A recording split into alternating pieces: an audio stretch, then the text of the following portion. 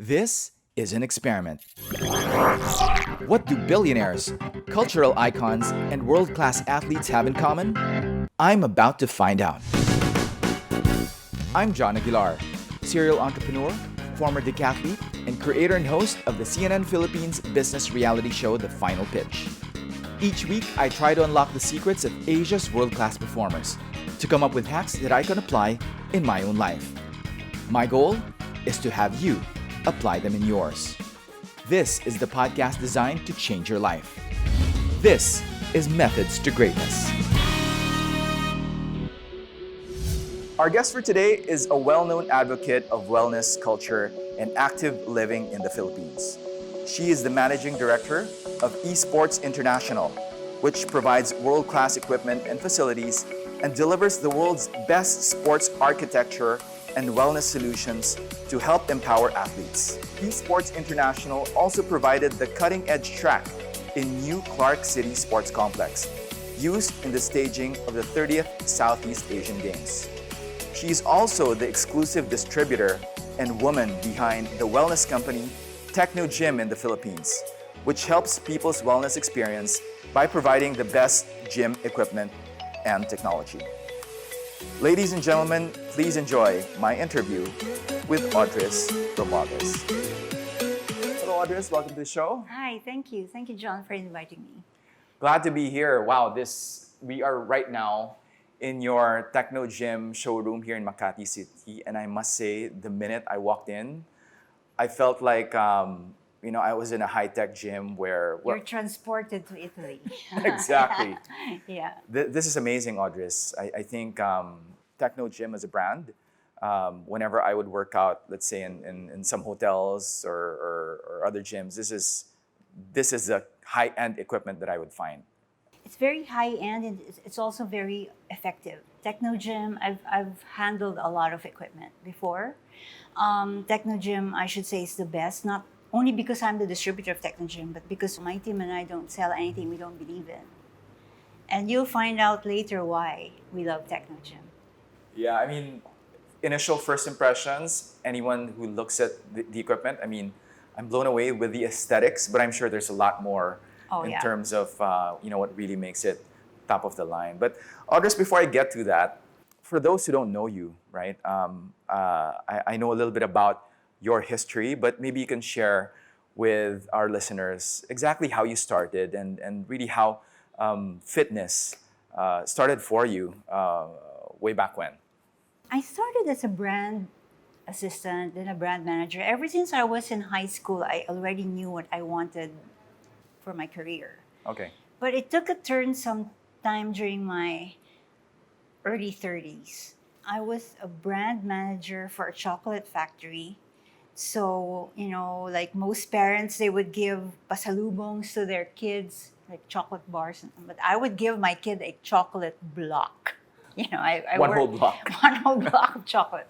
Anyway, so during my early 30s, I said I have to stay fit for my kids. I have to stay healthy.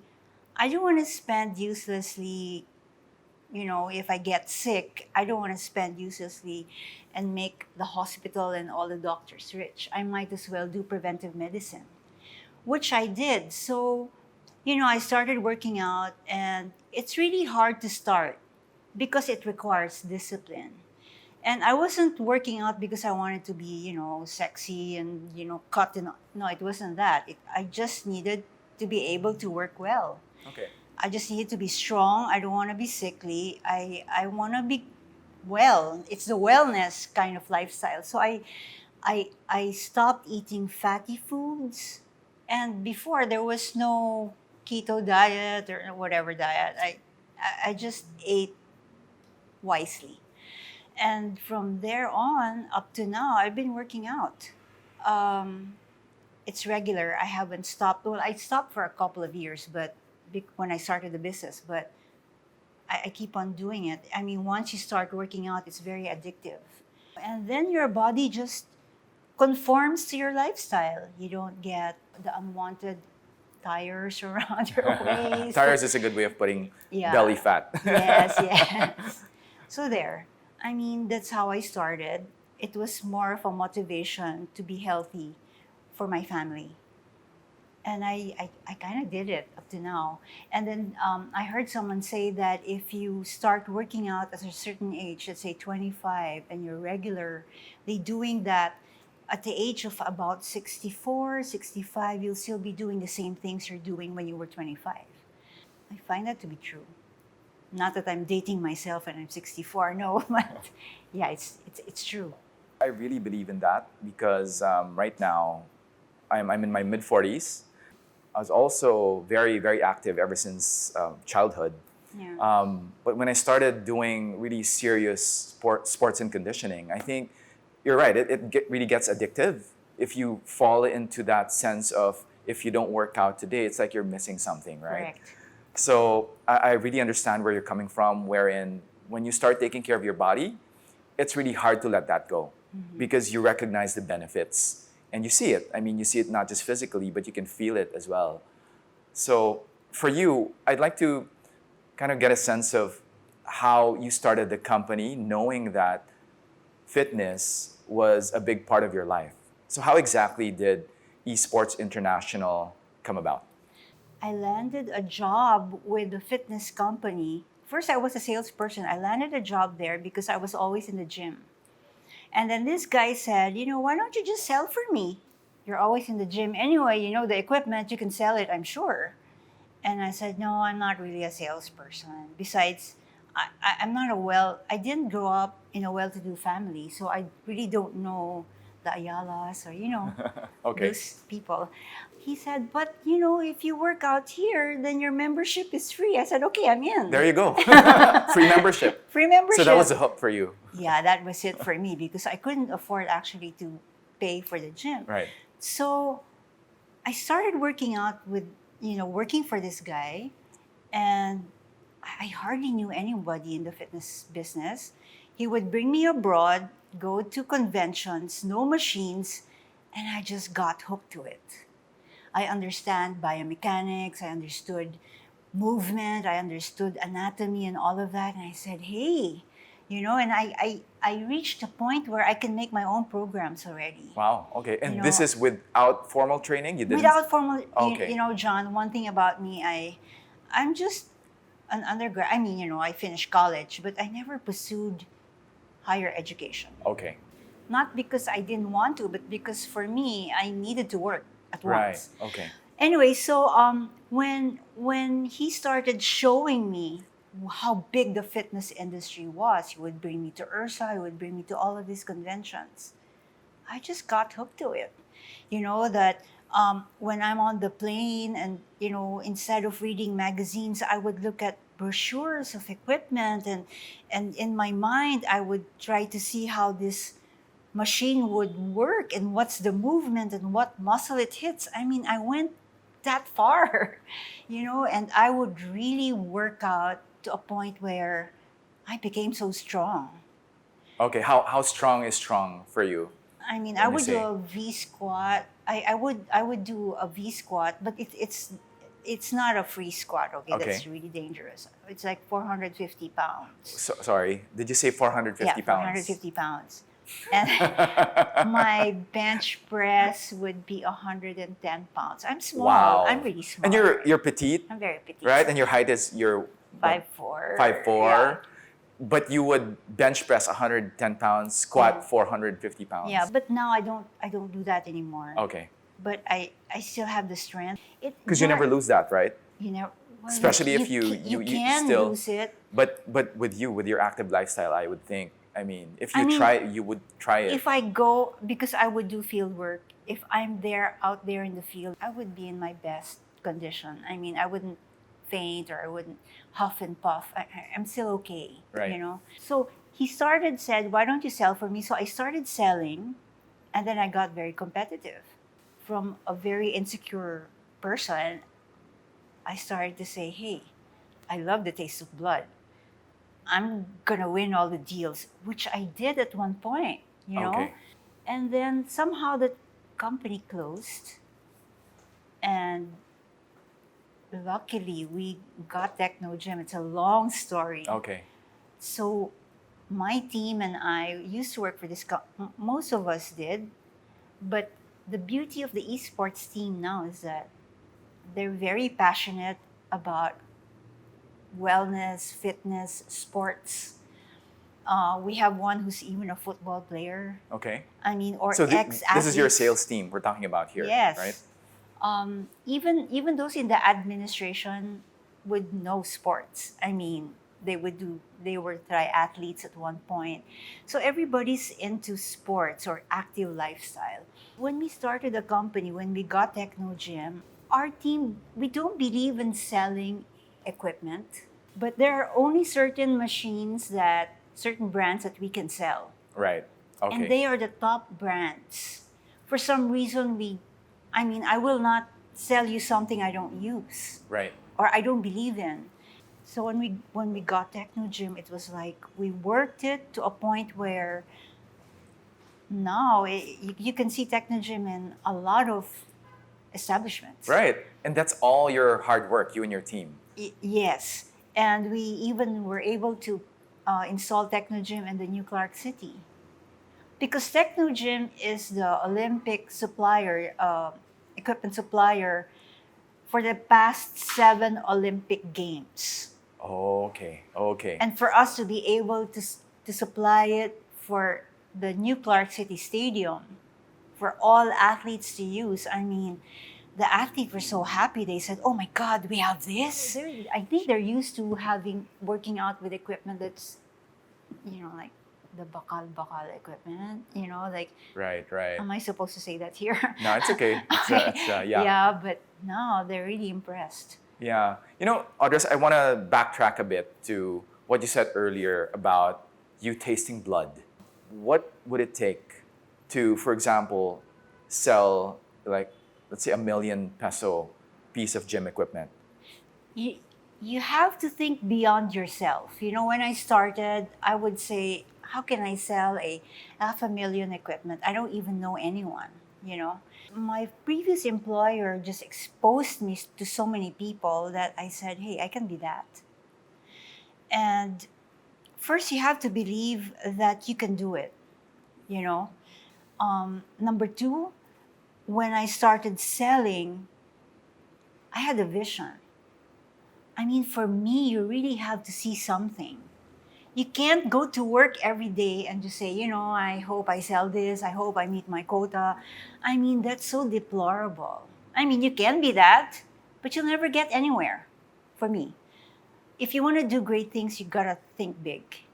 And I started seeing things, like I want all hotels to have this brand. I want to do this. I want to sell here. I want this brand number 1, and I'm gonna do it. And if you fall short, I mean, you're still okay because it was nothing before you started doing things. But for me, it starts with a vision. It starts with, I can do this. Like how different am I from you, another salesperson? I mean, you may have the money, I may not have the money, but I have the intelligence, I have the drive. And somehow working out, understanding the technology of the equipment, and you really believing in it, when you speak to your client, you don't have to sell. Right. I just have to tell the story. And I would tell them, hey, come to the gym. And I would make them try it. And I would tell them, twist a little. And don't you feel it?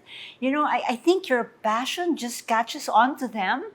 Say, hey, I want this machine. Yeah, go ahead. Buy the machine. I'm just curious. Do you think you would have been as successful if you had not been a fitness nut? I mean, selling, sure, having a vision, believing in yourself, thinking big. But do you think you would have maybe taken it that far if you had not known, let's say, the dynamics of movement and you yourself being someone who uses or goes to the gym often? I would call that salesperson the knock on the door salesperson. You just don't care about your equipment. I mean, I believe in people saying you have to walk the talk, right? But with me, it's a reverse. I actually walked it, then they allow me to talk about it. So, like this guy I met somewhere from all the conventions, he said, it's really a treat if you find work that you really love to do. Because every day you go to work and it doesn't feel like work. Right. When I was working, I mean, it didn't really feel like I was working. I was enjoying everything, and people would believe me not because, I guess, not because of what I have, it's because of what I know and what I do. And I think that's very passion is a key to success. I believe passion is the key. I mean, would you buy from me if I would just say, hey, buy this overhead press, and what does it do? Well, it's good for your shoulders. What else? I mean, that's it. You have to know some more things about the machine. And I studied to a point where I knew the inside of a treadmill. Okay, these are the nitty-gritty nuts and bolts. I don't need to talk about it, right? But I want to know about it. Okay. Right? And a lot of times I would look at myself as I'm not as good as that person, so I have to apply myself more. I think it was in the applying myself more every day that made me believe that, hey, I think I know a little better than you now, you know? And yeah, you just have to keep on studying. I hear a lot of, there's a very aggressive competitive streak in you, I feel. That, before. But that's not something that you've lost. Would you say you still have that competitive streak or? I do, but it's totally channeled somewhere. I was competitive before because I wanted to see the blood of my competition. Hey, I won over you, And, even before when, let's say, the client is already closing with them, the purchase request is done, I'd still steal it. Really? Wow. Yeah, I'll Okay. steal it. Wow, I'm that okay. driven. No, you're not going to get it. So I would do some things and talk to them and say, hey, what price are we talking about? For such a small price, why don't you get the best? Wow. And I end up selling. But when I started esports, can I go there? Yes, please. When I started esports, it wasn't about beating competition anymore. When that company closed and we got esports, there was a time in that transition that my vision became bigger. I said, I want to give back to this country.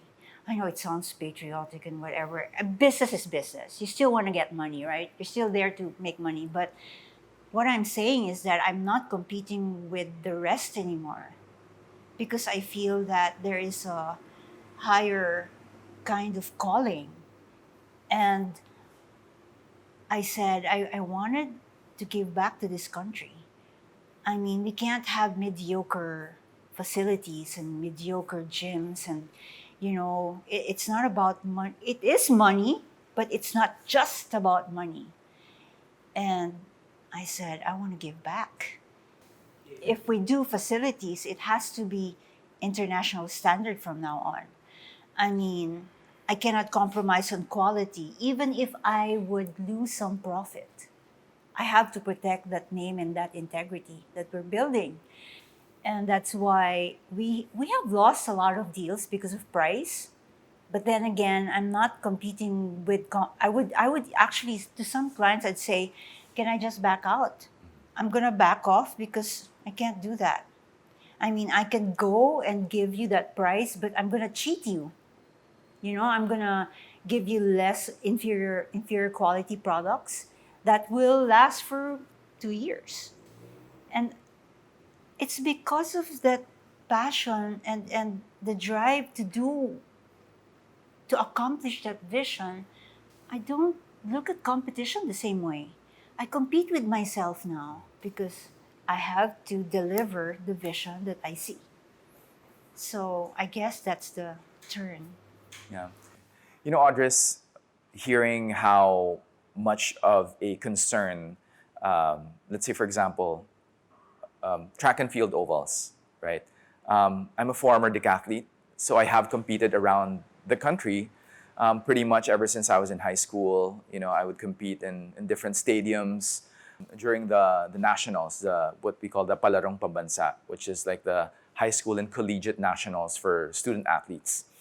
And one thing that really disappoints me every time I go to a new stadium is the fact that sometimes it's a new stadium, but sometimes it's also maybe a couple of years old.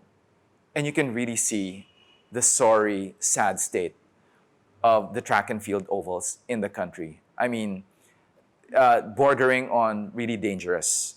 So imagine you're a sprinter running around the oval, and all of a sudden there would be this bubble that there was this one time I even almost tripped midway through a sprint, right? So this is very, very serious in terms of safety, which I feel you can properly address if you had done it right the first time, right? Because I think, personally for me, I think the way I'm looking at it, maybe you can go with a lower cost supplier, but you don't really save because in the long term, you're going to have to replace that surface in maybe 2-3 years, right? So you end up, with exorbitantly more in terms of the cost to not just build but to repair. So that's my experience, and I think it's very admirable how you also see it because you yourself, I mean, you're a participant, right? You know, and I'm sure you've spoken with a lot of these athletes as well, getting their feedback. But that's my personal experience. A lot goes into building facilities, a lot. Like it's not just a surface. The oval track in itself, the system has to last for at least 10 years. Okay. By that, I mean it's not just last, you see the color red. It has to be in tip-top shape after 10 years, at least 10 years. What's happening now is that, a lot of people don't understand how to build a facility, football, oval track. They think that, you just put the system on top of the base, but you don't really care about the base. The success of your facility or the success of any base, or especially if you will certify it, the secret is in the base. So you have to be involved already while the base is being prepared.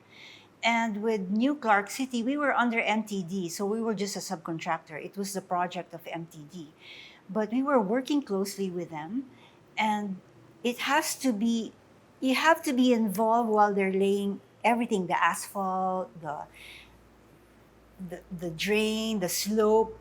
Otherwise, when you put the surface on top of it, you have a lot of problems. Let me guess, it can create a bubble, like with Not what only I've that, like, Class 1 certification is not no joke. I mean, New Clark is the only facility that has had Class 1 certification. You can fail if you didn't, carefully watch how they did the base. Everything is just measured accurately because this is for international games. I mean, if you let's say beat the old record, it has to be legit. It has to be legitimate, right? It has to be official. And like if let's say what we built was wrong and it assisted the athlete to run faster, that won't be counted. Right. That's why it's very important that the person, the owner of the business, should understand how it's done. Every time there's a facility that we're doing, we do the first time, let's say first football field, artificial football field, or first oval track. I'm there under the heat of the sun. I'm a construction worker. I don't care. I mean, I need to know what's going on. Right. I mean, I can't go to you and sell, hey, this is good. Why is it good? Well, because it's done by this company. No, you have to know what you're selling.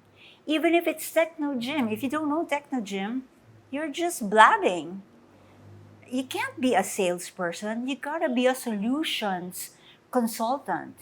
Because not every need is actually the same need as the next person. A lot of them would say, I want a New Clark City first class facility. Who's gonna use it? Do you need it? I mean, it's good for me. I'm gonna earn more money, but do you need it? Right? So we don't sell just for money. We try to customize everything, and we tell you the best solution for your project. Audris, to be an IAAF Class 1 certified track, for example, what's that like in terms of the certification? I heard it's really, really stringent in terms of the process. So what does it take? Give us an idea of how much work goes into certifying a new facility. Number one, the system that you have to offer should have passed the lab test for IAAF. In other words, they've tested a sample of your system, and the lab gets all the, like the shock absorption, all the features. So it passed that requirement of the World Athletics now, is what they call it. So once it passed for, let's say, Class 1 facility, then I would offer that to the client. The oval track is only about 13 mm thick. Okay. Okay, so you can't go over a certain thickness when you apply the rubber, Really? because if you do that, Uh-huh. it will cause variation. You might go over this, like shock absorption or Okay. force reduction. So So it might actually aid the athlete and make the athlete and run you faster? fail. A softer oval track will give the athlete, you're a runner, I Right. was a runner, so it will make you more tired. Right. Running, right? It's like It's actually running going to on absorb sand. the energy Correct, that running you on create. sand versus running on concrete. Right. The IAAF, or the World Athletics now, is very strict. Even with the Class 1, Class 2, I won't go into details, no? But yeah, so can you imagine, you have like a 7,000, 8,000 square meter oval track, and you have a 13 mm system, and your asphalt went down by 20 mm. So if I apply and make it even or level, 13 plus 20 is already what? 30, 33, right? Right. It should only be about 16. Okay. So, it's no joke doing that. I mean, imagine, it's a whole oval track. Right. And it has to be very leveled. Aside from that, they check the leveling, they actually go out. These guys from an independent laboratory would go to your facility and check every inch of it. They would check the lines, they would check. So you fly them in. You fly them in for the You pay test. them. Okay. One test of Class 1 is millions. Okay. Just to have it certified, just to have it To have tested. it certified. Okay. Yeah. So if you fail, then you have to spend another million, right? Million plus. Right. So it's really difficult. It's no joke. Even with the football field, but the IAAF is really very hard. This is very fascinating for me just because I've had my fair share of really bad ovals. Yeah. And I can tell you one of the telltale signs that it's bad is when it rains, you would see puddles just literally scattered all over the field, right? And it's not easy to run knowing that there's a puddle that you're going to be running on, right? It's very dangerous. That's why you also have to have a certain slope. The sloping has to be perfect. Even the lines, the distancing, all of that has to be on point. And, not to mention the timing equipment that you have to put in there, all the lighting equipment. I mean, building that stadium, my hat's off to the general contractor and all the people I've worked. I'll tell you something. I've never worked with such a professional group than with New Clark City. I mean, I'm just a subcontractor doing the surface, but hats off to everyone there. MTD, Hillmarks, all of them. Yeah.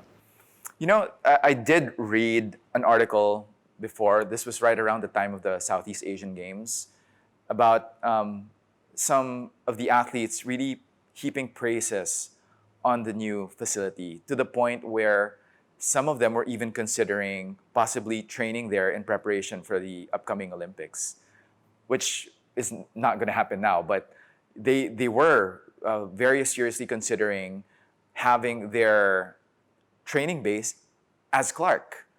So I think that's just really testament to how much of a world-class facility it really is. Because if you can just imagine, our neighbors and even I think some Europeans were also considering training in Pampanga just because of maybe the proximity, and as well as I guess it really is just And an the excellent weather. place. Yeah, well, Yeah. obviously the weather Yeah. is something to consider, but I think that's testament to how far we've come as a country that can actually host world-class athletes. And it is just so ironic sometimes that even our own athletes, sometimes they have a hard time, they struggle to get the support. But I'm really hoping that that changes in the next couple of years. Your last statement was actually what triggered me to do world-class facilities. I was talking to someone before who was involved with the sports industry, and he said, we have very good athletes, but our facilities are not up to par, that they train on this, and when they go abroad, it's a totally different ball game for them because they trained on this kind of facility. Right. And then probably with tennis, the ball is faster there and as opposed to here. So they end up losing. And I said, how can I help? But when we got esports, when esports was born, I said, now we can do this. And every facility that has been certified, I mean, not many people know we were the ones who did that,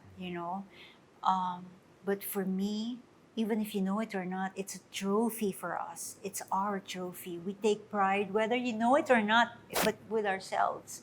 And in ourselves, we take pride in what we do. Even the workers, I mean, we're a team. We're really a team. At the back of my mind, I'm just wishing that you guys were there maybe 20 years ago when I was still considering actually being part of the national team. There was a time when I was seriously considering and training for the Southeast Asian Games, but life has its way of taking you to other directions, and I'm doing this now. But it's always been a passion of mine as well to kind of contribute to Filipinos being world class, whether it's representing your country in sports or in what we're doing in business. I think Filipinos, you're right, we definitely have the talent. It's just that sometimes we just really need the support, the break that we'll need to get over the hump. And I think with what you've done, I think that's a very good, positive step towards, I think not just better training facilities, but, I think a better community of athletes that know that they can train here locally in the Philippines in a world-class facility, and, with coaches that will support them, and nutritionists and various experts that will enable them to get to where I feel we've always belonged, which is the world stage. I think some have penetrated it, the boxers, Manny Pacquiao, bowlers, billiards, but I feel like, we're very, very underrepresented in other sports. But I think your facilities are a good step towards that direction. I really do. It's not our facility, it's the country's facility. It's the country's facilities now, and Yeah. we have you to thank for that.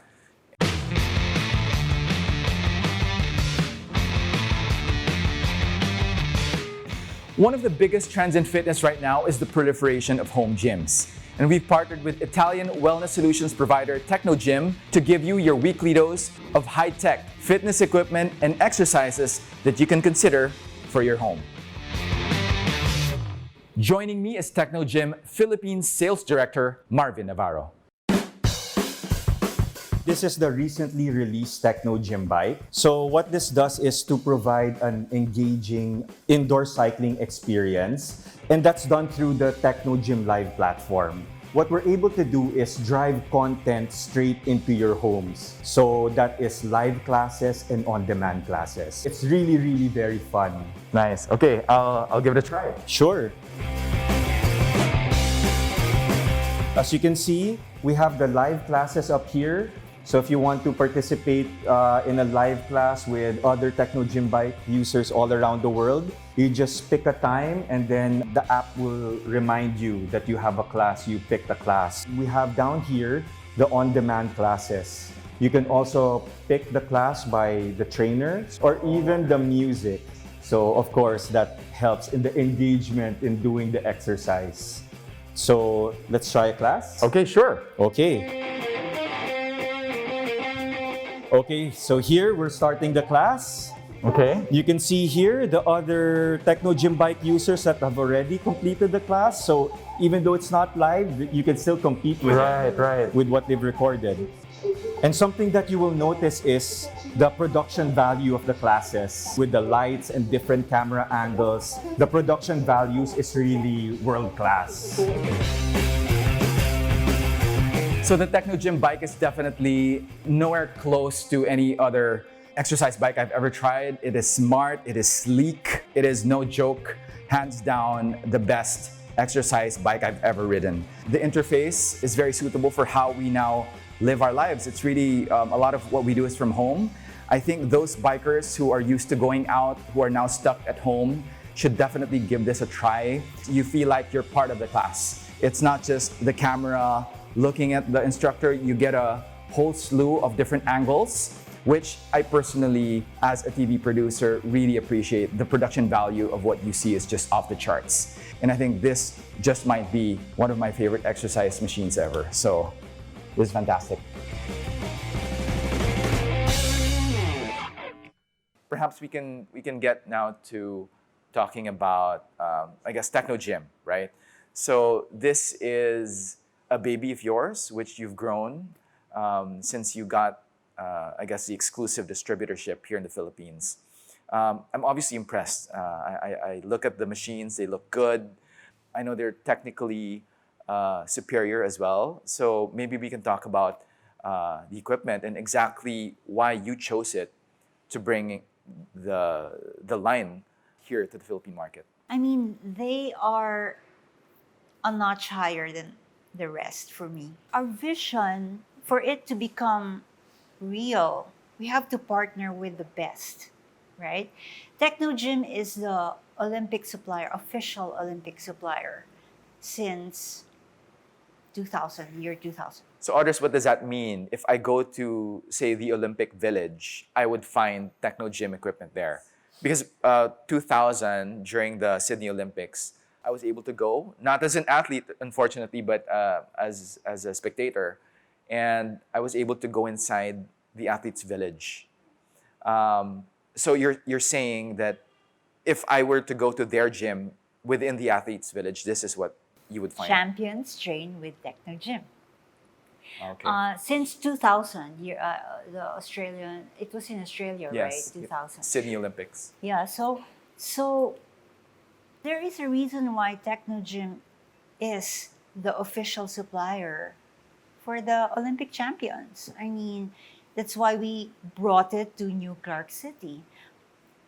There are three things about Technogym that makes me and my team really want them. I don't think I can even name 5 companies, manufacturers, fitness equipment manufacturers that are in the same level as Technogym. And we won't be selling some of them.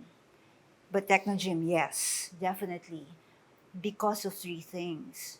Number 1 is the design. It's not intimidating. I mean, you know, when you go to a gym and you see this and you're an executive, it's similar to, well, almost similar to the feel of it if you sit down on it. I mean, it's similar to my office chair. There's not much transition, right?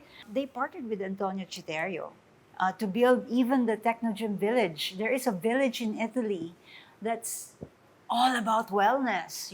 I wish we had An it entire here. village. An entire village. I mean, all of the Technogym equipment is there. Everything they eat is very healthy, So if you will look at that machine, I'm sure the camera can't see it, but that is Antonio Citerio. I mean, they were able to build a centerpiece, an equipment it looks like a centerpiece when you hang it on your wall. Okay. But it only requires like 2 square meters of area. So when you pull out the handles, it becomes a gym, right?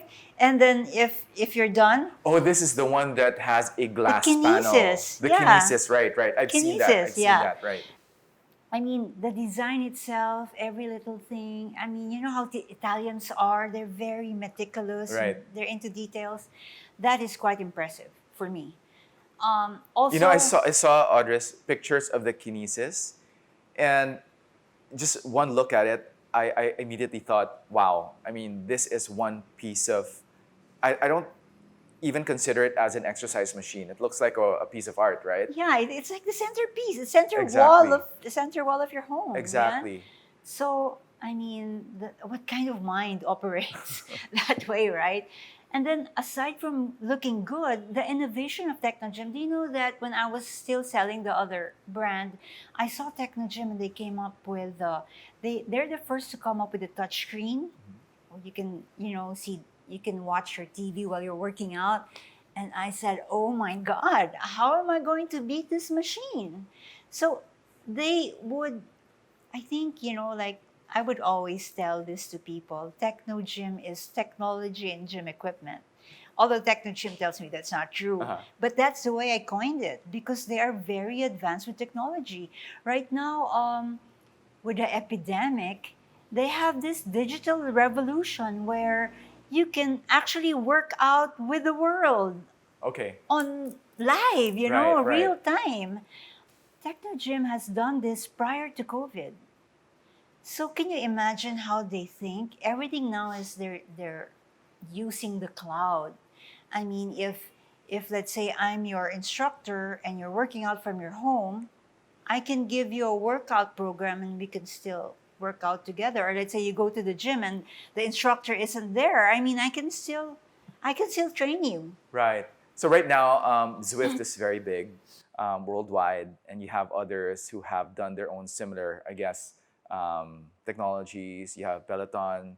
You have others who have attempted, and I understand Technogym has its own, I guess, ecosystem by which to be able to do these group exercises and you said live. These are live scheduled classes. So you subscribe to it and then you just hop on your bike and you're there with a class. Because what's really eating us up now is that, we're not with people, but with Technogym, you can work out. I mean, come on, John. It's working out in itself. I mean, the spa, you pamper yourself. The gym, you make yourself suffer, right? So that's why a lot of people don't like working out. But Technogym has made it they have designed their machine, they have built their machine in such a way that people won't be intimidated and they'll be encouraged to work out. Right. I work with Technogym every day. Well, as much as I can in my Yeah. own home. Yeah. And I think for people who appreciate good quality equipment and want to have that lifestyle, I think they would want to spend, right? Spend on the best. Because personally for me, when I was an athlete back in college, so I would have access to the school's facilities, right? So I would have access, I would go to the gym, it would be part of my regimen. But after college, all of a sudden, I'm not a collegiate athlete anymore, but I still wanted to work out, right? But I didn't have the budget. So what I would do is, and this was before those big gyms ever came into the country, I would work out in this neighborhood gym. I would pay like $100 a session, and there was no air conditioning, and the equipment was like half of them were rusted, and there was even this one time I remember when I lifted a weight and I kind of was not warmed up yet, and I lifted it. I hurt my back, and I was going back to get some water, and halfway through I kind of just collapsed because of the pain, and I blacked out. First time it ever happened to me, and I woke up realizing that, oh my God, what am I doing to myself? I mean, sure, I didn't have a lot of money back then. I didn't, I was hardly working, but it just goes to show that you want to pursue fitness, you want to pursue living a healthy life, you may as well invest, put a little bit of money to make sure that you're doing it right. going to maybe a proper gym, or in the case of right now, at least investing in good quality equipment. That's where the difference between a solutions consultant and a salesperson differs. Like if I want to sell you equipment, I'll just sell you equipment. But not all customers are, like there are gyms that are geared towards or catering to sports people. So you don't give them, like any other machine. It has to be sports specific. Or if you're catering to the high end, you don't give them, like all free weights, right? The beauty of Technogym is that it has thought all types, it has considered all types of clients. And they develop their machines based on the lifestyle of those clients, right? Let's say free weights. Free weights is that, if you know how to work out already, then you can use the free weights in a very safe way. Right. But selectorized machines like this, it gives you the motion of the free weights with the safety of the machine, because you'll never drop the weight, right? How can Okay, you drop yeah. the weight, right?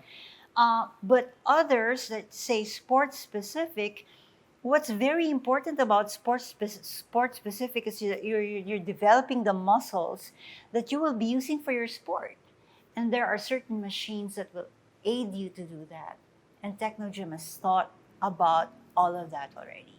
Okay, I'm curious. Let's talk about some of the equipment. I guess the ones that you feel people should really try, because I've tried some of your equipment, and I must say it's really, really impressive. What would be some that you would recommend people try? It depends on who you are. If you are let's say you just want to work out from your home and you just want to do your cardio, the MyRun is really good. Okay.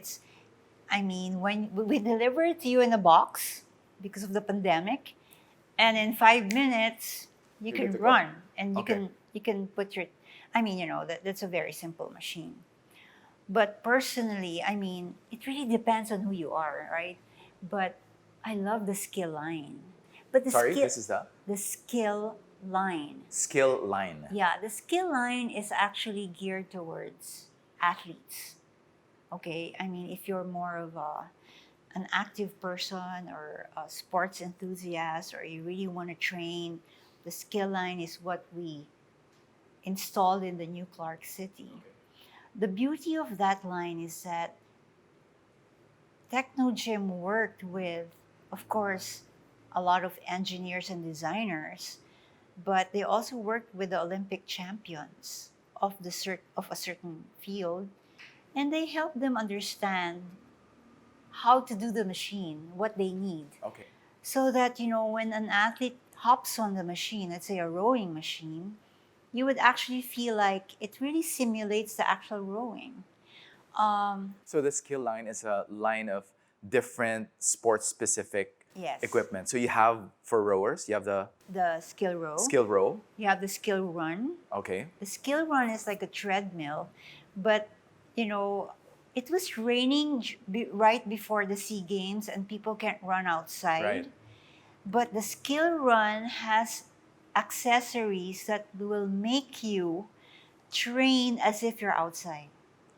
Okay. How would you be able to do that The with a parachute. treadmill? There's a parachute. Okay. The parachute. Yes, yes. So, I yeah. have done that in the past. So what you're telling me is you can actually simulate the pull of a parachute with Yes. your treadmill. And it will give you all the data, your speed, Okay. everything. Like it, there's even a program that you can even check your stride length, or if it's a bike, and you will know which leg is, how do you call that? Like The cadence. pedaling, yeah, the Right. cadence. With what you said about the treadmill, that's one thing that I struggle with as a former sprinter. I find that if I'm on a regular treadmill, it's hard for me to just decide, okay, in this sequence, I want to sprint. Because it's technically impossible if you're on a treadmill, I would feel, because you have to ramp up your speed, right? Like from 0, you have to increase it. While as if you're really a sprinter, that is done within a 2-3 second period, where you're from zero, and then you overcome inertia, and all of a sudden, in 2-3 seconds, you're at full speed, right? So, is what you're saying that with your treadmills, you can actually achieve this? Yeah, there is a certain machine. It's called a skill mill. Skill run runs with electricity. Uh-huh. Okay, skill mill is self-powered. Okay. It's arched, and there you can really train your sprint. You can stop, you can sprint, you can. I mean, it's such a Wow. versatile machine that, the Olympic champions actually, Olympic athletes train on this one. Okay. I've seen, I mean, you Google it, like you'll see how they actually work out on the machine, and the speed is phenomenal. Wow. Yeah, so it can do it. Yeah. I know what you're talking about, a regular Yes. treadmill, and you just Yes, have to yes. keep Oh, on. wow, that's hard. And it's And- dangerous also because Yeah. you have your momentum going and you want to stop, but you have to wait until you and you're not decrease your focused, speed. you just have, yeah, I know what you're saying, but this one you can control it. Right. And It's same really thing for uphills also. Like if you want to do uphills, Yeah. it's hard to simulate that on a treadmill that's inclined. Yeah, but this one, I mean, you can't incline it, but you can increase the resistance to simulate somehow the resistance of the uphill. Oh, okay. Yeah. Nice, sweet. So you have your rower, you have your treadmill. What else is in this line? There's a skill bike. Skill bike. Okay. Yeah, so rower, treadmill, bike. Three machines. And with the skill bike, it has what features does the bike have? I mean, the skill, that's it. I was saying, like it has a lot of, it will replicate, or it will simulate your bike. But of course, it won't have the same adjustment, right? Right. But yeah, I mean, when you train on it, what will happen is it will give you the result of your training. Okay. Like, is my left side pedaling more than my right side? I mean, Right. all of the nitty gritty. You can actually, if you're in the showroom, everything's upstairs, and people can I say that people can come to check it out. Oh yes, definitely. One thing about the Technogym skill line is, let's say a rower, they have this specific knob that when you increase the resistance, you're actually doing a strength exercise already. Okay. The beauty of it is that, like when let's say I'm a rower, you're a rower, right? So when I go to the gym, I would work out my back, I would work out my legs, everything that I need to be the best with my sport, right? But the beauty of the skill row is that you can increase the resistance to a point that it feels like you're actually doing a strength exercise already, Okay. but you're hitting the muscles that you're actually using when you're doing the rowing. Right. Right. You're rowing, right? So for me, that is very impressive. Yeah. There's this guy. His name's Tim Ferriss. I think in a lot of respects, I really look up to what he's been able to achieve. With his books, with his podcast, The Tim Ferriss Show. And one of his guests, Hugh Jackman, said that, and his question was, if you were to do one exercise, or if you would have one gym equipment, what would it be? And his answer was the rower, because it just really makes sense. I mean, when you have a rower, you're working out every major part of your body. You're working out your legs, you're working out your back, your chest. You're engaging your arms, even down to your wrist. It's really a complete total body workout, which in my opinion, I think mostly before I was looking just as a cardio exercise, but now you're telling me it can actually also be a strength, a resistance strength training machine as well. Yeah, the rower is really cool. Yeah. Of all of them, I really like that. Yeah, I And think- the skill run. Yeah. So if Wolverine tells me that it would be good to get a rower, I think I'll believe Hugh Jackman Yeah. if that's part of his routine. So yeah, I think right now I really also want to get into, um, you said earlier, just to backtrack as well, that you find yourself, you're in your element when you're out there in the construction site. And not to be sexist, but I don't see a lot of women on the field under the sun in a construction site. I wish there were more because I think it would make for a better working environment. But you're out there, you're under the sun. You mentioned to me earlier, I think right after this interview, you're going on an ocular. So, Change. what's it like for a female to be out there, being successful the way you have been successful, having that aggressive, I guess, streak in you before, but now you've found success? How has that changed you? Or is it something that you feel, because you're a woman, you still need to prove something? I'd like to get a sense of how you, a successful business person, are navigating the business world right now. I never go out there to prove myself, you know. Um, if the clients would tell me, hey, you failed here, yeah, I did. That's why I learned, you know. Um, I also don't look at myself as a woman. I mean, I am a woman, but I don't really put myself in a certain category. Um, but I have to admit that during my first construction, which was like 5 tennis courts, and I was sanding 2,500 square meters of, you know.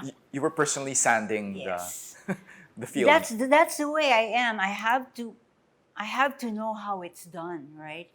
Um, I was crying because they were telling me you have to buy this ball. You have to. I'm like, what ball? I really felt helpless, and I love to shop clothes, not balls. And for me, it was like culture shock. What did I get myself into? But and I got so dark, and I had so many blotches on my face, and I said, I'm done.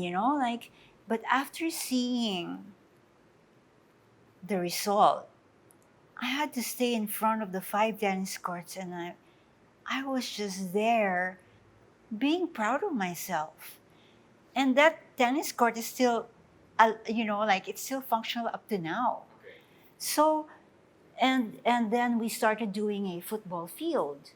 We've done a lot of FIFA football fields here, I think the we've one in BGC, is was the first. the turf field there was by you. Yes, but we also did Rizal. We did all the UP fields, UMAC, and all of these fields, Binyan, all of these fields are FIFA certified.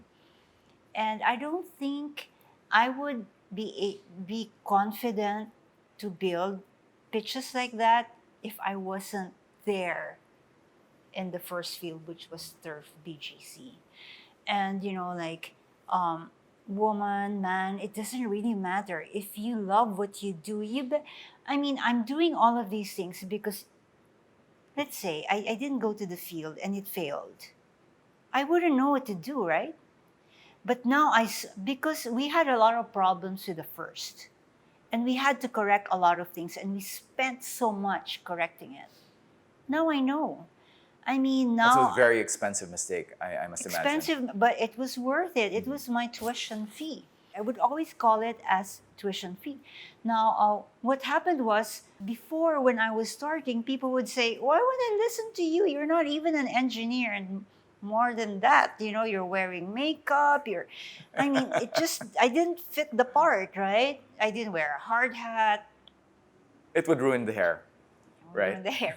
But now I don't care. I mean, now people would listen to me, not only because, like, I'm not even an engineer, but I already know where to buy, what to buy. I already know, I can see already what's wrong the minute I go to the pitch. And more than ever, I really find fulfillment when an athlete, a national athlete, would come to me and say, hey, thank you for building the pitches. You've done a lot for football. And for me, my God, Wow. I mean, even if they're just being nice to you, I mean, it's connected to what we really wanted to do. Right. And so I never looked at myself as a woman when I'm working. I mean, you have to work as a man when you're there. I mean, if there's such a thing as man woman. But yeah, I get what you're saying because men are stronger, more or less, in general than women. And you're under the heat of the sun. And you know how women likes the papaya to me. I'm not like that. So I'm whitening and everything. I'm not like that. So I get it, but you know, women, this is a different ball game. I mean, it's different fulfillment. It's not. I can't explain it. I really love it. I love what I'm doing. Yeah. And it's very obvious with the way you talk about it. I can really feel the passion and exactly where it's coming from. I really get that. But now I'd like to get into a few questions. Okay. If you would allow me to ask my standard 10 questions that I ask my guests on the show. Okay. So the first being, Audris, Romualdez, I'd like to find out in your own words, what makes you Asian? In particular, what makes you Filipino? Asian. Besides geography. Yes. Besides the fact that we live here in Manila. Asian, I'm not sure, but Filipino, yes, I know. You know, like the panatang makabayan, sa isip, sa salita, sa gawa. I mean, I know what a Filipino is. I mean, if I see someone walking in the street, others may be critical, but I know why he's behaving the way he's behaving. I know why we're undisciplined in some areas and we need to correct it. I know why we laugh when there's a catastrophe. I'm a Filipino. Heart, it's the heart. I understand what a Filipino is. So, your question was how do I know I'm a Filipino? Yes. It's the culture. I have the culture. I have the DNA of the Filipino. You know, people abroad who live abroad, they try to.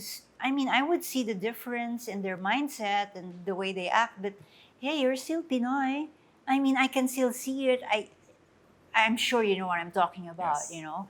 I mean, if I was Chinese, I would know what Chinese is. If I was Japanese, I know what a Japanese lady would be. So, Filipino, yeah, I think like one. I don't like certain culture. I don't like certain mindset, and I'm fighting against it. I don't do that. And I try to, you know, pattern myself in the more progressive countries in terms of that kind of mindset. I try to be more professional. I try to be more on time and all of that thing, all of those. But I'm proud to be Filipino. Regardless of what people say, regardless of how poor our country is, no, we need Filipinos to push this country. We need people to dedicate themselves and make this country great, you know? I'm not quoting Donald Trump, but yeah. Okay, Audris. If there's anything in this country, whether it's food, whether it's any of our landmarks, that you would like the world to see and discover about our country, what would it be? Before, I would not have thought sports facilities would be something that we can, showcase to the world. But I think in your case, you've changed that. I think with Clark, yes, but we can do better. To be honest, we're still getting there. We still need a lot of facilities that will be considered international level, world class. Although Clark is really, I mean, I should hand it to the government, not us. I mean, they really did that very well in terms of, building it. But aside from sports, two things. One, go to our beaches. They're the best in the world, you know? The people and the price. I mean, where can you rent a whole island for such a price. You know what I'm saying? And our country is really beautiful. If you look at it, our country is really beautiful. But, I say this to friends, not to the world. Every time they talk to me, I said, you're complaining a lot. Why don't you come with me and I'll bring you to the depressed areas of the country? And then I'll show you their mentality, I'll show you their attitude. And you should be ashamed of yourself, you know? And yeah, that would be very interesting for them to see. I mean, when Ondoy hit us, was it Ondoy when Anderson came here and he was just surprised by the resilience of the Filipino people? I think that was not Andoy. I think that was Hayan. Hayan, yeah, Yes. Hayan, yeah. And like the entire city stopped because Pacquiao was fighting. And like they just went through trauma and they just went through a catastrophe. But look at the Filipino, right? I don't know if that's good or bad, but for me it's amazing. It's amazing. So yeah, just come here and watch the people. I'm proud of our people regardless of what people say. I mean, we say about each other. I mean, I have workers now who started out just like digging whatever, and now he's being asked to go abroad and do FIFA fields. Wow. Our laborer. So if there's anything I need to tell the Filipino, we can be what we want to be. We just have to get that mentality out of our brains. Am I answering your question? Yes, I you think are. Yes, you are. Definitely. Which brings me to the next question. Do you have any modern day heroes that you consider? And if there were, or if there is someone out there, what would this modern day hero or superhero possess in terms of qualities? I think, like I don't want to. There's no Superman alive or Spider-Man or Iron Man. But there are people who go beyond what they think they are. I mean, for me, that's really strong in my heart. If only I could talk to a lot of Filipinos and say that you can be the hero that you want to be. I really believe that. I'm not just saying it because it happened to me. I was so poor, and when I started saying no, I'm not going to be poor again. No, I can do this, and it was a total change of mindset. To me, that's the hero, and every single Filipino can be that. If they will just apply themselves, if they will just be bold enough and not be afraid to say, yeah, I can do that. Yes, I may be poor, but I'm not going to be poor all the time. And I've done a lot of research myself. You don't know the places that I go to just to get this information. Yeah. Wow, I think that's for another conversation altogether. Yeah. But I'd like to ask also, I'm not sure if you've ever given a commencement speech, but if you were to give one, and I'll be very specific here, if you were to give a commencement speech to, let's say, an all-girls school, let's say a high school, what message would you tell those girls from someone like you who has been successful doing what you do? Don't be afraid to take bold risks, and I'm not going to say it to just girls. I've seen people at their 50s, 60s, and they haven't done anything with their life. I mean, that's a shame. That's sad more than being, a shame. I heard someone once said that the richest place in any country is the cemetery because a lot of people died not doing what they were called to do. I mean, can you imagine if they didn't do the Mona Lisa? I mean, everything is, or the Sistine Chapel by Michelangelo. All of us have that. And for me, the only reason you won't be able to do something great is because you didn't attempt to. Because you're scared to fail. I'm not scared to fail. Because when you fail, you can get up again. for as long as you're breathing. And I'm not just saying this, I went through it. So if there is a message that I want to tell all those girls, don't people limit you because of your gender or your social status, or you can't limit yourself based on what the world dictates as passable. No. I mean, I dictate my own life. I will tell, like, there are so many things I still want to do. You know, I mean, every time I would do, let's say, Clark, doing an oval track, first time I did it, I was so dead scared. I haven't done it. I mean, I've done a lot of fields. The first field, I was so scared. But after several fields, I know what to do. So I said, I can do this. And every step of the way, I mean, yeah, there are sleepless nights, but I have to study, I have to apply myself. I can't fail. And a lot of them would say, if you fail this, if you fail Rizal, you know, Rizal was the first 2-star FIFA field, and then now New Clark, it has to be, it's part of the contract, it has to pass class 1. I mean, how can you sleep, right?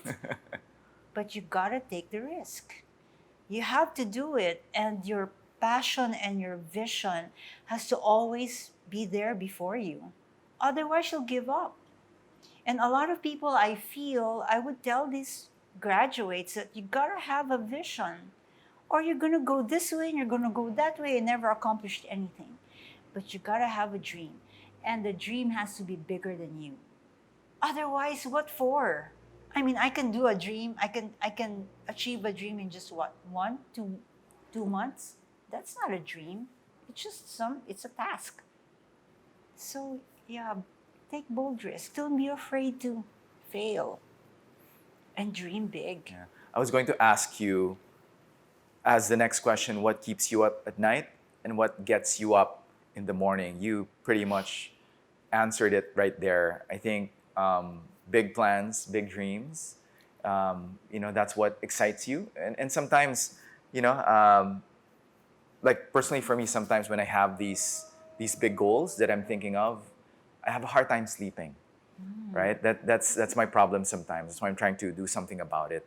And it's the excitement of not knowing exactly how you're going to do what it is that you're dreaming about or envisioning, but also it's what gets me up in the morning.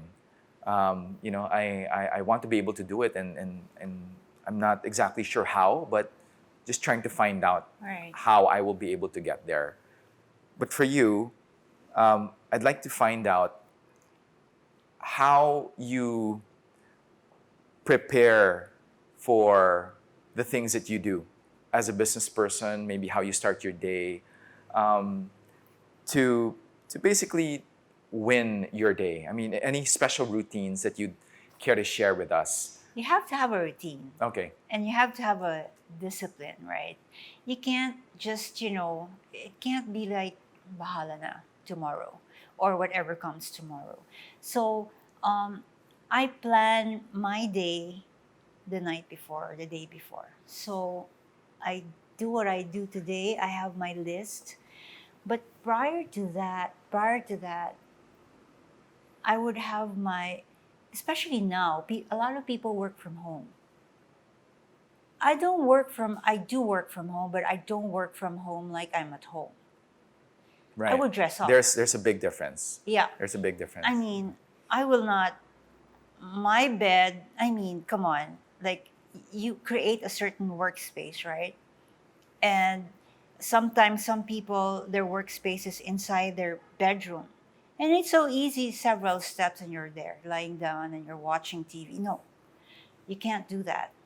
You have to be disciplined. You have to continue working. And this is the reason why I get up. I blow dry my hair. I put on my makeup. Even if you don't have a Zoom call? Yes. Wow. Okay. I do it's that. like you're preparing to really go to work. Yes, but except that I don't wear my jeans. It's so hot, and I don't wear my high heels now. And I love this interview because now I can wear it. But anyway, but from waist up, I mean, I would wear my nice shorts, but up here, I'm all dressed up. Right. And it gives me, and if I'm in a Zoom call, I would dress up. Not Zoom call Right. Not shorts. not Zoom call, half of you presentable, the other half. It depends on the Zoom call, right? Right, So, right. So, but if it's a business call, I would really dress Yeah, up. I'm looking at our producer because I think we're the same that way because we're dressed up, very very corporate up there, but down there, it's a different story, right, Don? Yeah, Yeah. yeah. He even dressed up for a pre-production meeting the other day, in a blazer, Oh. right? But I didn't even ask him what he was wearing down there because I knew, yeah. Yeah, but that's okay. I mean, but I don't do it for Zoom calls. I would do it for me. And I that and then I get into the mode. It's like I'm in the office, but I'm just not physically there. But everything else is, the way I used to work when prior COVID is the way I'm working now.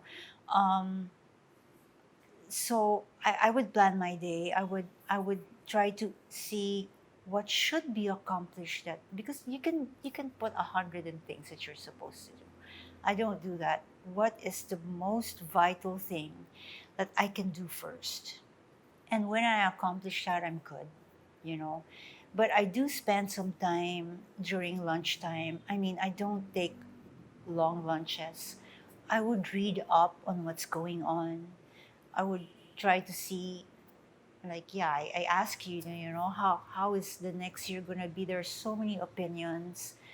I try to keep abreast of what's going on with not only in the Philippines, also abroad, because Right. it does affect us.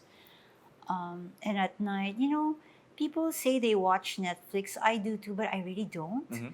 because I get so bored. Okay. I can't finish. I mean, I would only put on my TV just to have noise, but Right. I'm not really watching. It's like white noise for you. Right. Yeah. Just to keep me awake. Yeah, and then I would go on my regular workout routine. So in which case, how would you, let's say, simmer down? What would you do in your downtime? So you would have the TV on, but apparently you're not really paying attention to what's on Netflix, right? So what is your downtime routine? The reason I put on Netflix or whatever show it is because I'm gonna work out already. Oh, okay. So that's my regular, routine when I work. I can't work out without watching anything because it bores me. It's really boring and it's hard, right? So yeah, and then I would go and have my dinner, and then whatever is left for me, it's my time for myself at night. Yeah.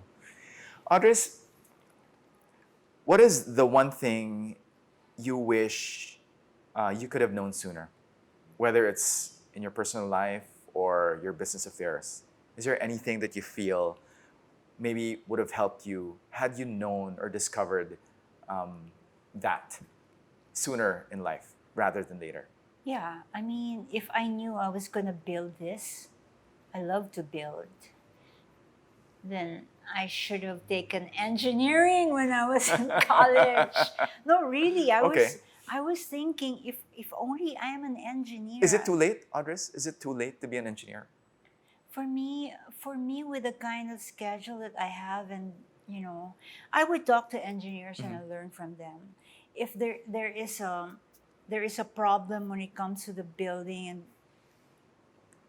What would be the next best thing though? Because based on your stories, I would think, all right, maybe some people would question, okay, maybe you're not an engineer, right? But you have built all of these facilities, right? So the work speaks for itself. Is there anything, if for all, I guess, others out there who maybe do not have that degree or that education that warrants the expertise, I guess, if you could say, is there anything along the lines of engineering or, I guess, in the materials, I don't know what you call it, discipline or I'm sure there are like short courses on engineering. I wouldn't take them. I mean, simply because I would rather read the IAAF manual. Okay. That makes sense to me. Because that is an education on its own, right? I mean, it's really hard. Yeah. I need to understand when I'm on the field. I mean, I may know the engineering side, but I don't know the specifics, and I won't be able to see this is wrong and that's right. Mm-hmm. And, I would go there. I would read, and they call it the Bible. Even the people doing the oval tracks would still go back to the Bible. There's the measurement is crazy. It's very accurate. I know the materials are best for a certain facility. I know where to buy them, but I think if I can look for substitutes just in case, because some provinces don't have them. That's one thing that I'd like to do. Right. Yeah, but engineer, at this stage in my life, I don't think I'll study engineering, because I've asked engineers also. They said no, don't do that. Right. And you're probably better off not even considering No, it. no, Right. I still refer to engineers. I Right. mean, they're the best people to. And they've been very helpful. But I don't get that anymore from people that, why should I listen to you? They don't. They actually ask me already. So, and I like that. People respect you already. Yeah. Yeah.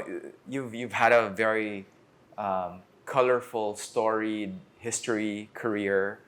As someone who, right now, I think our listeners, not just female, but people who have started practically from nothing, from scratch, and are now looking at you, and when they go to Clark, for example, they would see this world-class facility, which is a testament to the kind of discipline, the kind of hard work that you as a business person have just persevered and fought tooth and nail just to make sure it happens for our country.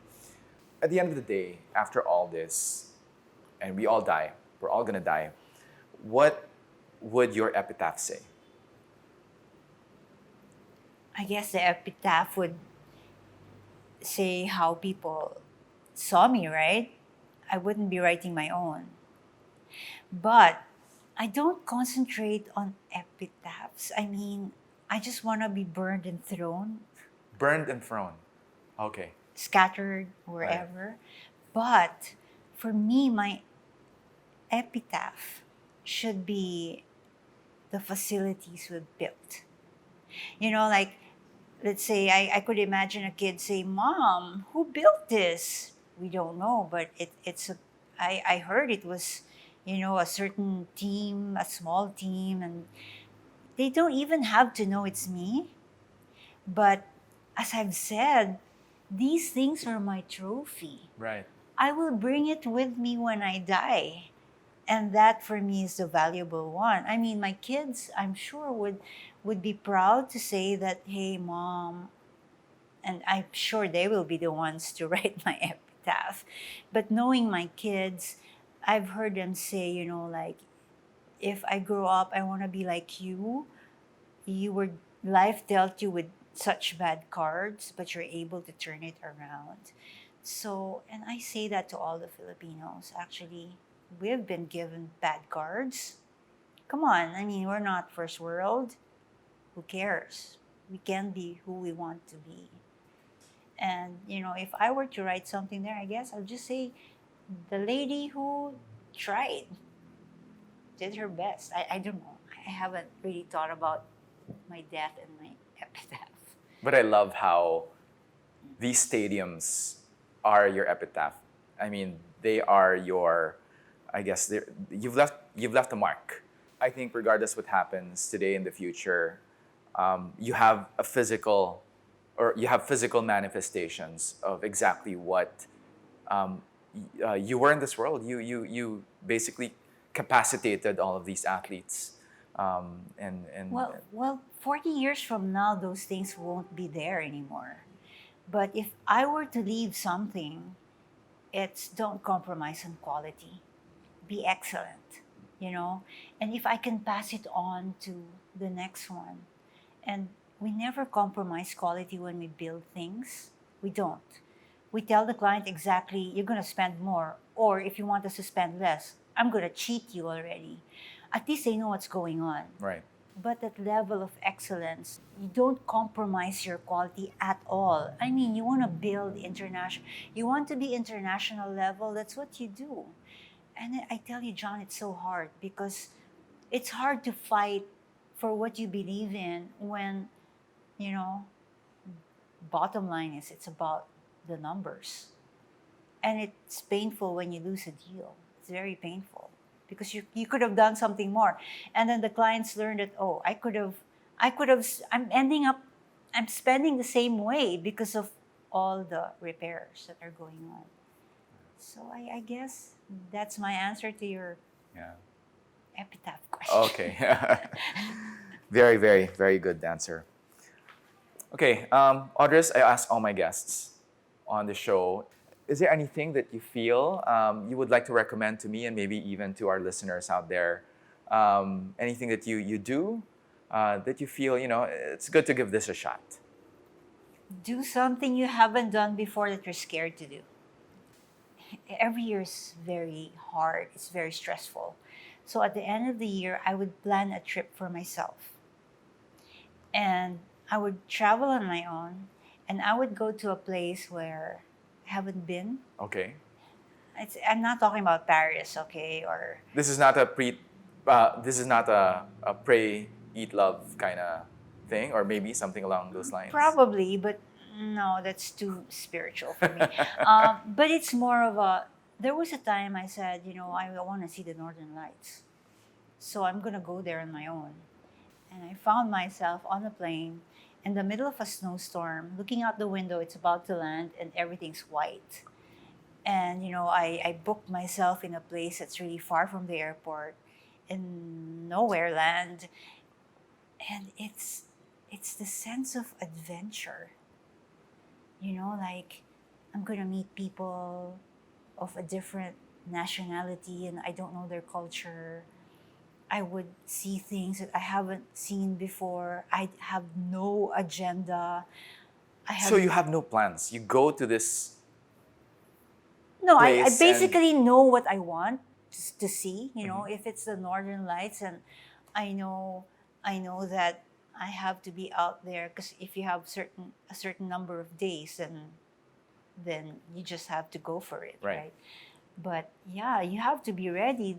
I hardly slept. I hardly ate.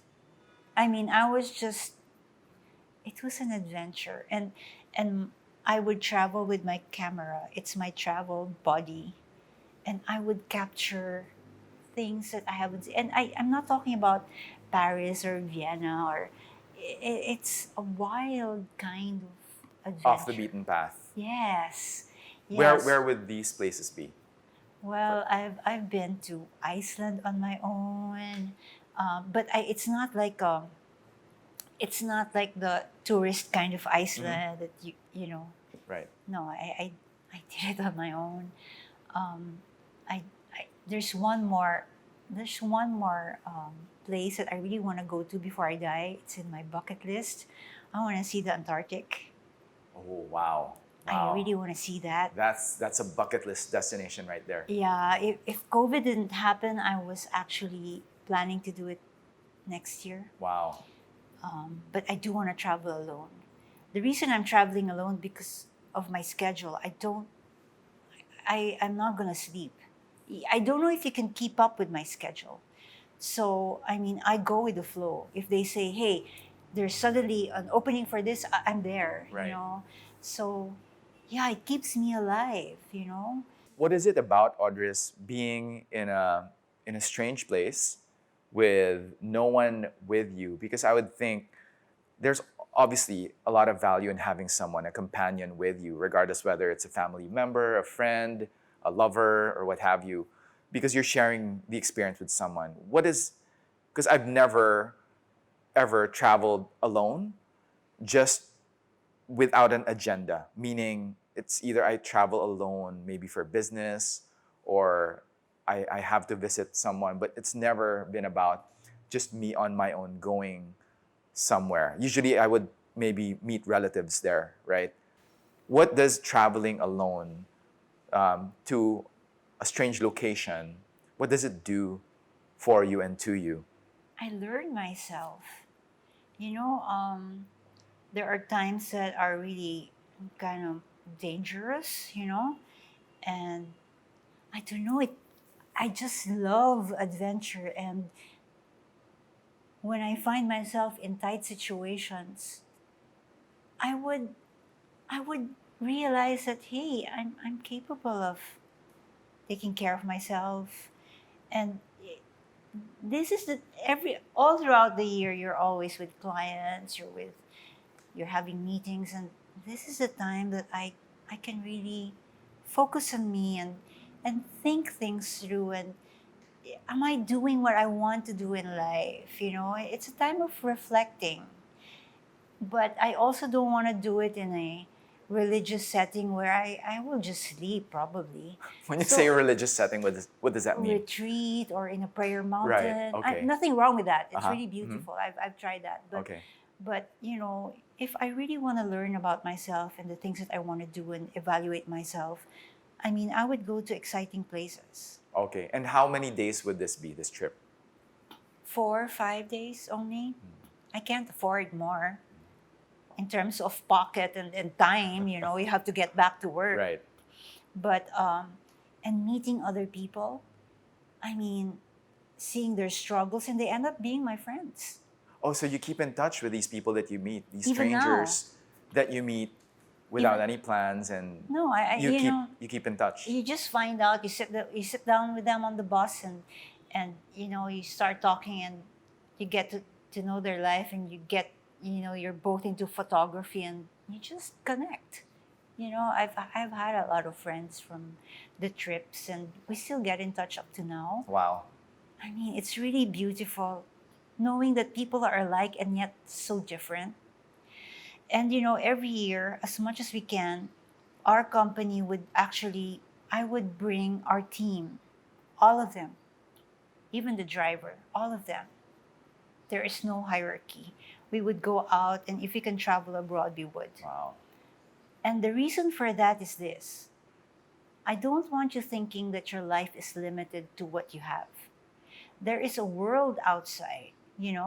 And if it's just going to be here in the country, let's say Coron, they would experience nice living. And I do that because I want them to see that, hey, you don't have to be, always trying to make ends meet. This is how life can be. I mean, and going outside, meeting people, whether it's just Hong Kong or Korea, I mean, you've seen a world that's different from yours. And yeah, there's a world out there. If I go to places, where not much people have gone to, and I could say, Iceland is such a place that it feels like you're in a different planet. And then you convince your friends to come to go after it. For me, I just want to expand my world as much as I can.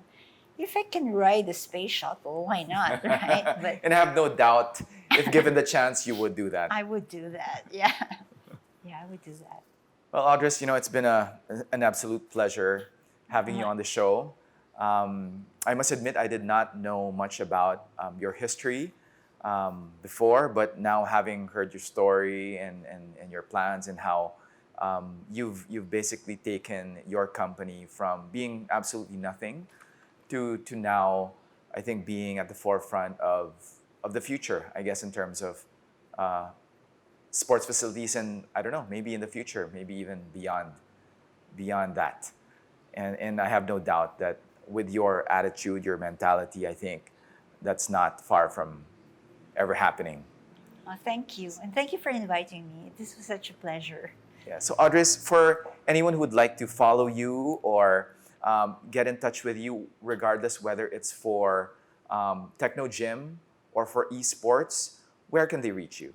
We have a website. It's called esports.ph, www.esports. Or you can follow us in Facebook, Esports International Inc. So But me personally, I mean, I don't think you want to talk to me personally.